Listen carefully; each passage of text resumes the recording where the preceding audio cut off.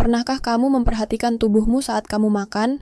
Apa yang kamu rasakan? Kemana makanan itu pergi? Ayo temukan jawabannya.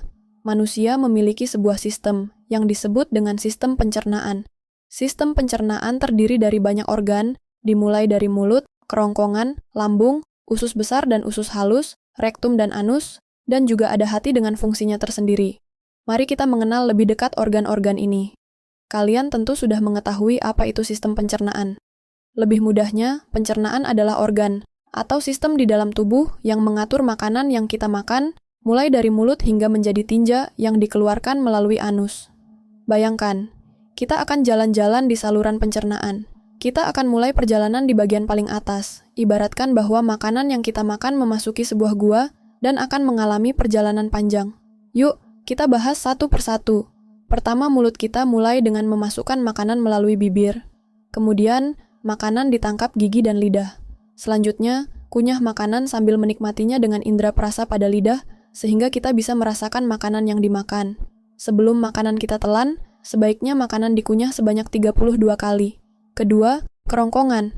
Saat ditelan, makanan masuk ke kerongkongan dan didorong hingga masuk ke dalam lambung. Makanan dapat terdorong ke lambung karena adanya gerakan dari kerongkongan yang disebut gerak peristaltik. Ketiga, lambung-lambung terletak pada bagian perut tepat di bawah dada kita. Tugasnya menghancurkan makanan yang kita makan. Di dalam lambung ada enzim yang menghancurkan karbohidrat, protein, dan lemak yang ada di dalam makanan. Ada juga asam lambung yang dapat membunuh kuman dan bakteri yang ikut di dalam makanan. Setelah dihancurkan makanan akan berbentuk bubur atau pasta. Keempat, usus halus. Kemudian bubur makanan masuk ke dalam usus halus. Makanan akan melewati 3 bagian usus halus, yaitu usus 12 jari atau duodenum, jejunum, dan ileum. Di dalam usus halus, terjadi penyerapan sari makanan untuk diedarkan ke seluruh tubuh. Sari makanan akan diubah menjadi energi dan kebutuhan lain di tubuh kita. Kelima, rektum, sisa makanan yang tidak diserap oleh usus halus akan menuju ke usus besar. Di dalam usus besar, sebagian besar air akan diserap, sehingga yang tersisa hanyalah ampas atau sisa makanan yang tidak dapat diolah lagi. Ampas makanan ini disebut tinja atau feses. Keenam, anus merupakan tempat keluarnya tinja. Organ ini merupakan pintu terakhir dari sistem pencernaan manusia. Di dalam anus terdapat otot yang dapat menahan feses agar tidak keluar dari rektum jika belum saatnya. Otot ini juga mencegah agar kita tidak buang air besar secara spontan saat tidur.